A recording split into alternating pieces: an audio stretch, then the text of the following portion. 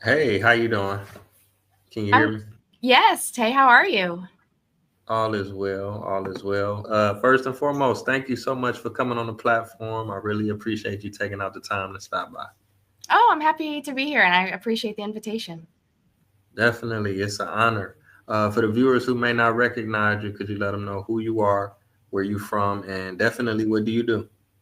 Oh, sure.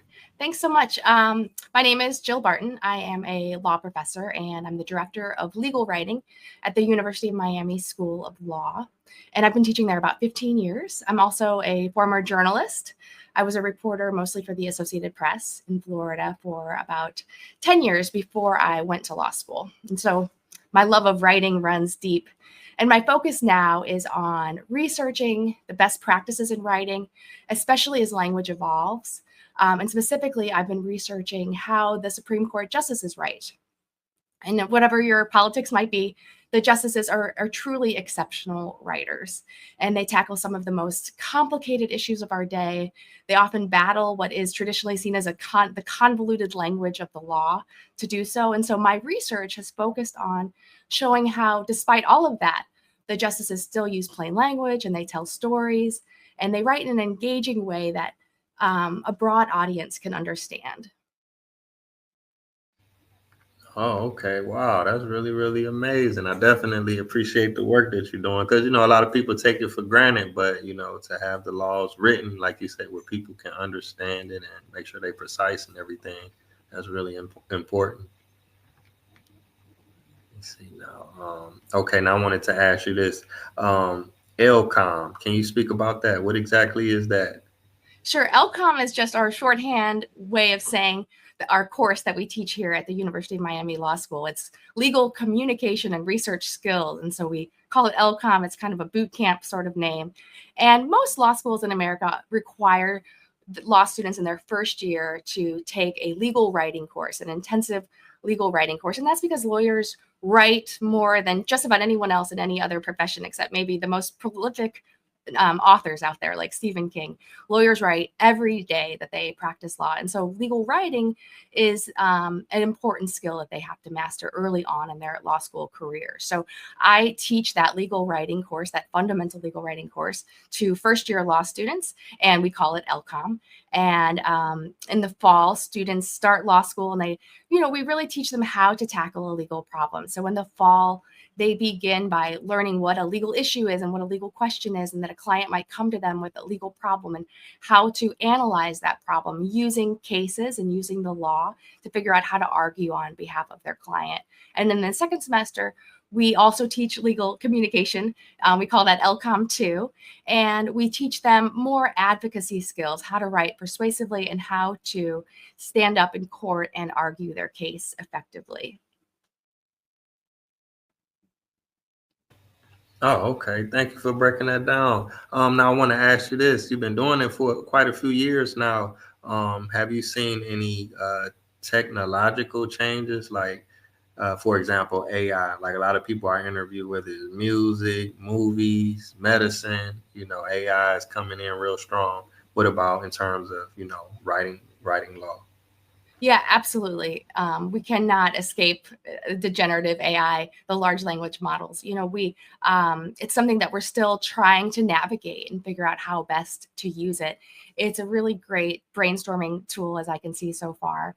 And for lawyers who are experienced, I think that there's some really nice artificial intelligence tools out there that can help them refine and develop their writing. We're trying to focus at the very beginning law school level on teaching students the skills so that then when they use AI tools, they can decide for themselves if that AI tool is hallucinating maybe a little bit or if AI is offering them something good. So we want them to be able to learn how to use those AI tools, but also be able to, use them discerningly and make sure that if they are getting some help from AI, that it makes sense and that it's good. And we want to use them to use their legal judgment to use that effectively and responsibly. Wow. Okay. Okay. You had mentioned being a journalist. Could you talk about that a little bit? I read on your profile, I believe you had over a billion readers worldwide or something like that. Yeah, well, I worked for the Associated Press, and I started in journalism way back when journalism and newspapers, print newspapers, were booming. So I'm aging myself by describing that. But back when print newspapers were booming, I went to school. I went to the University of Missouri for undergraduates, and I studied journalism there. And they had a great journalism program.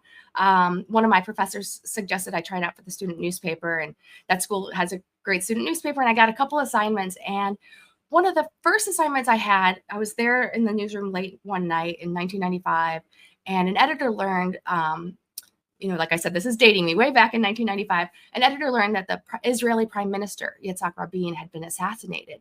And that was not an issue I was super familiar with. I was still a teenager. And somehow I was assigned to interview campus leaders and student leaders on that issue. And I realized then that journalism really lets you learn so much about the world. It gives you a window to big issues. It gives you access to people who are really in the know on those issues. And so I was really hooked. I'd always planned to go to law school, but I was hooked on journalism, and I wanted to stay in that field for a little while before I did pursue law school. And that continued, throughout my career. I mostly worked for the Associated Press in Florida, as you mentioned. And I, was able to be in the room with astronauts and governors and presidents. And funny enough, even one moment that still sticks with me, it wasn't that big of a deal back in 2005, but I did cover Donald Trump's wedding in Palm Beach. At the time, he was on The Apprentice, and so it wasn't something we would have thought of him as becoming president someday. But I got to see these really big moments in history, and that really developed my love of writing. And so when I went to law school, I really saw how important writing was to lawyers, and that's why I've focused my work now on legal writing. Wow, okay, that's really inspiring. I could relate, being a journalist myself, it's been life changing. You meet some amazing people and you learn so much, from each person. Yeah, you do. You really do. Okay, now I wanted to ask you, you have a few books out. If you could just talk about what inspired you to write them and what are they about. Is your latest book the handbook for the new legal writer? My latest book is The Supreme Guide to Writing. Um, Oh, okay. and previously, I wrote two textbooks. One is The Handbook for the New Legal Writer. That's with Rachel H. Smith. I wrote that with. She's the vice dean at St. John's University. And then I've also written a textbook on judicial writing called So Ordered. But my latest book kind of brings together a lot of what I've learned over my 15 years in legal writing. And it's called The Supreme Guide to Writing. And it really relates to back when I was a journalist. So whenever I was a journalist and I had a grammar or writing style question, whether it was about a comma or a word choice or any tiny detail, the answer was always in the Associated Press style book. It was our writing Bible, and it's still trusted by journalists everywhere. And so soon I came to realize that as a lawyer, I couldn't rely on that rule book anymore. Lawyers have to be very precise with how they're writing. And just as one example, there was a case in Maine over a serial comma. And so a serial comma is that Oxford comma or the comma in a series when you say, I have A comma, B comma, and C. So it's that comma after B before the and it's optional. But in the law, because we have to be so precise with our words and careful with what we're saying, we have to use it. And so in Maine, lawmakers didn't use a serial comma in a law about overtime exemptions. And they thought they were doing the right thing. They thought they were following rules, and there's plenty of rule books out there that say you must not use the serial comma. But that leads to confusion. And that guidebook that the Maine lawmakers were following cited 7 other writing style guides as support for not using the serial comma. And then, of course, this led to confusion. It led to years of litigation. And finally, it led to a $5 million settlement over that single comma mistake. And that's really frustrating to me as a professor, because as a professor teaching my law students, I need to teach them the right rules to follow, right? We all want to be good writers and we all want to follow the right rules. And so I noticed that so many of my books on writing taught these very rigid rules, or they said you must do it this way when actually people do it differently, and it works. And so I wanted to figure out what are the best practices in writing. And so that's where this latest book really came from. I just started looking at how the Supreme Court justices were writing. So when I had a grammar question or a writing style question, I would read through some opinions and I would say, well, how does Chief Justice John Roberts write that in this situation? Or how does Justice Elena Kagan write that? Those are two of my favorite writers. And so that's really what the book has become. It's showing the best practices of the Supreme Court justices and how they write.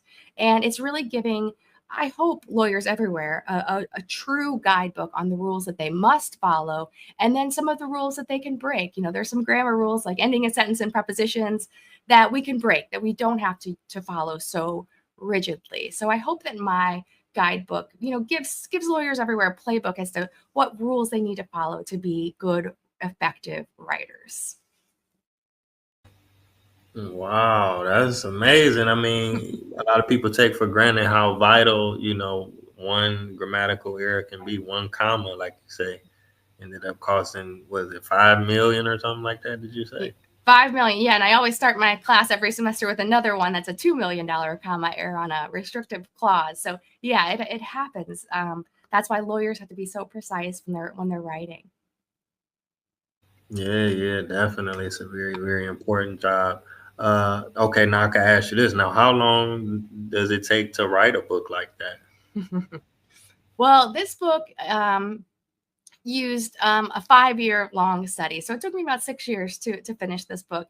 And it really did start small. I just really wanted to find some answers to some simple questions like, in the law, for example, we differentiate between the words because and since. And because is important in the law because we talk a lot about causal relationships. And since, as you know, as a journalist and a writer, since is used to describe temporal relationships. But our language is becoming so much more casual now. And so I just started looking at little questions like that. But it dawned on me that I needed to have big a big amount of data to draw conclusions on how we should write. And so it really just grew into a 5 year study over the last 5 years. The justices changed over that time. Justice Ginsburg was on the court when my study started, and Justice Jackson was on the court at the end. And then in that time, too, we had Justice Amy Coney Barrett also joined the court. And so and Justice Stephen Breyer was on the court for the 4 years before Justice Jackson. And so it includes about a dozen justices overall, and it includes 5 years and 10,000 pages of opinion. So I had help from a wonderful team of research assistants, some of my law students here at the University of Miami Law School, and we searched through these opinions, and we found answers to what I think are the most important and the most controversial grammar and writing style topics. For the grammar nerds out there, grammar could be a hot button topic that can get controversial. And so we compiled files for each justice so we could see how each justice tackled each of our writing questions and how they treated each point of grammar and style that we were interested in. And in doing that, we really found a lot of answers that surprised us because, we're taught that the law is traditional, and it is, but language is evolving, and we found that the justices unanimously broke with tradition on many old-fashioned grammar rules. And to me, as a writer, that gives me leave to break those same rules and to let my writing evolve and become more casual. And sometimes the justices were split. Sometimes they're very traditional. 3 or 4 of them might be traditional, and 4 or 5 or 6 of them might not be. In those cases in the book, I describe what is the majority rule for the court and how they write and how they follow and when they break that rule. But overall, I did really find that the justices are decidedly liberal in how they write. For your listeners, if they've never read a Supreme Court opinion, it could be pretty daunting because some of them are 100 pages long. But if they do really dive into one of the opinions, maybe on an issue that is of interest to them, I think that they will find some plain language that they really can understand, some really great storytelling, and some empathetic description of some of the issues that are really important to us today. Wow. Okay. Okay. Now I know I had mentioned the other two books. I kind of wanted to go over. Okay. So Order.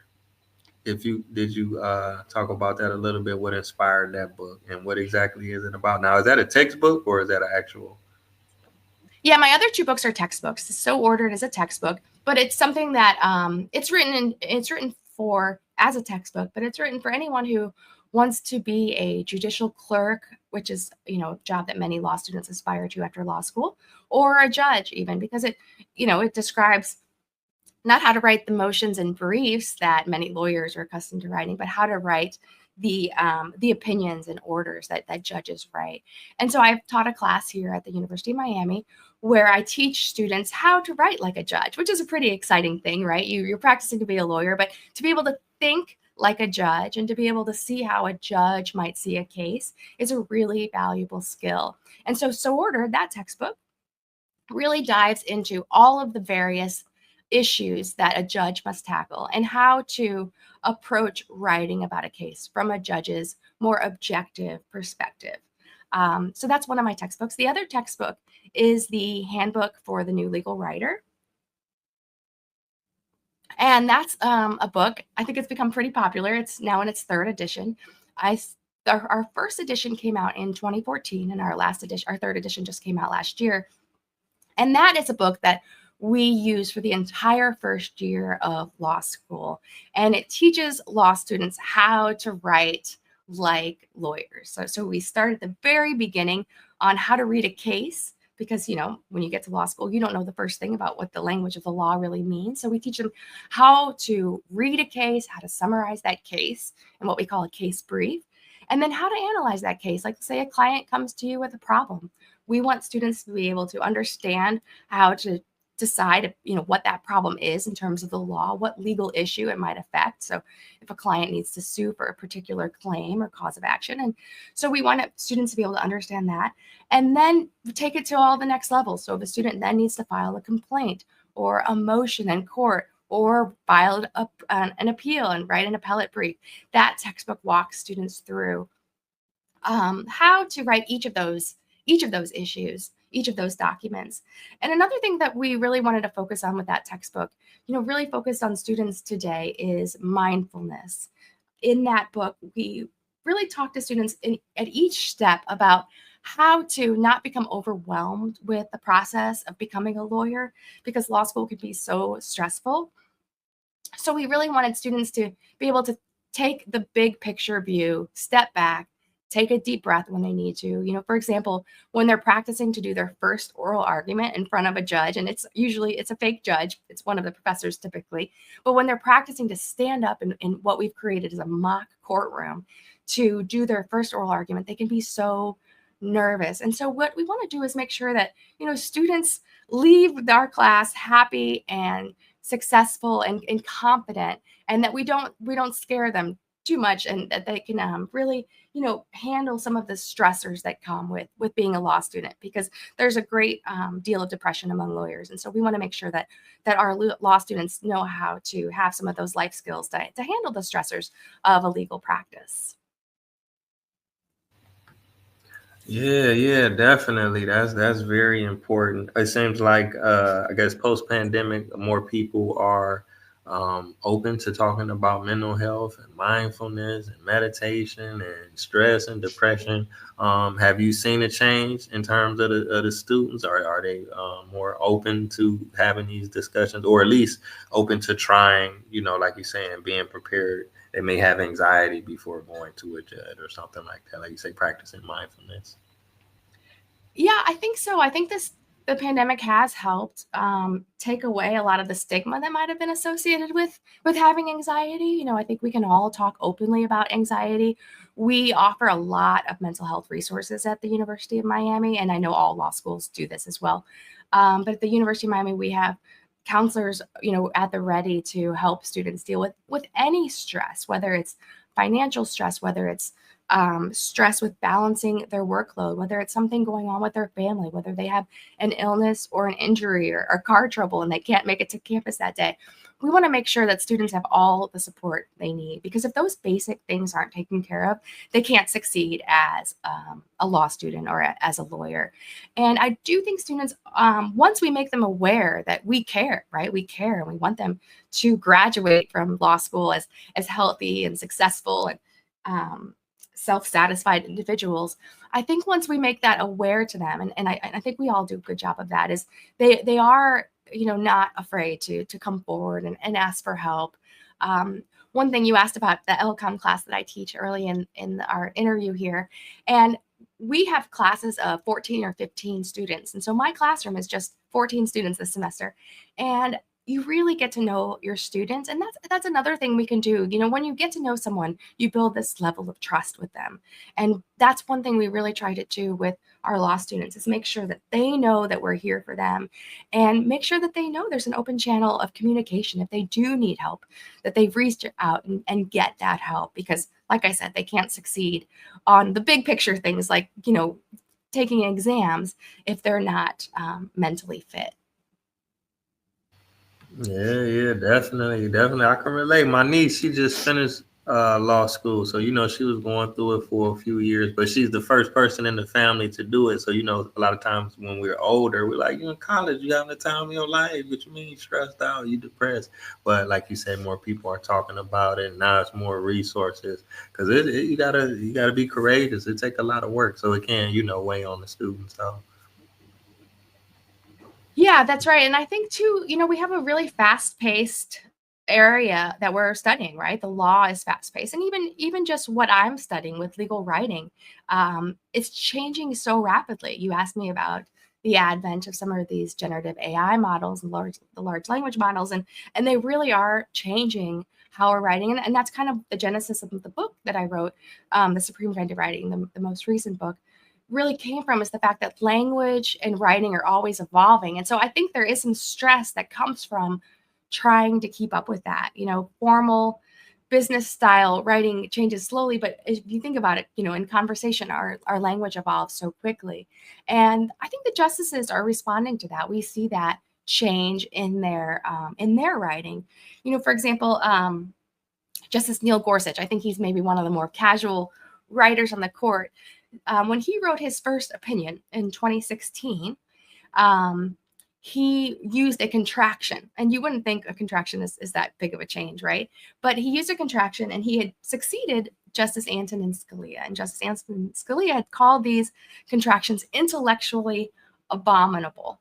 But then when Justice Gorsuch wrote his first opinion, he put a contraction not just in the first paragraph of the first opinion he wrote, but all throughout that opinion. And all the justices signed on to that opinion. And so it just shows how quickly things can change. He also uses really casual words, like he defined, he was talking about debt collector. So this is an example of how the justices are writing about these dense, really hard to understand topics. Like he was writing about the Fair Debt Collection Practices Act, which sounds really boring, right? But he referred to the debt collector as the repo man. And he talked about the dispute as that's the nub of the dispute now before us, using just really casual language. And so there is kind of this feeling, I think, sometimes a frenetic pace in terms of feeling like we always need to stay on top of things and to catch up. And of course, that can add to the stress of law school, and the stress of being a lawyer, and the stress of staying on top of your profession as well. okay, okay. Now I can ask you this for the viewers who, if they do want to check out the books, what's the best place for them to do that? Do you have a website, or should they just go to Google or Amazon? Yeah, well, all the books are available on Amazon. They can also find them on my website, jillbarton.net. On the website, if they want to find out if they write like a Supreme Court justice, they can go onto the website and they can take a pop quiz. I promise it's not really graded. And it's kind of a trick pop quiz. It's meant to show them that the Supreme Court justices write in a really casual way. So, in many ways, the questions are trick questions, because you think the justices, in the law, are writing about things in a very formal, dense way, but actually they're writing about it in a very, very conversational way. So yeah, the books are available on Amazon or wherever you buy your books. And there's a lot more information on my website, jillbarton.net.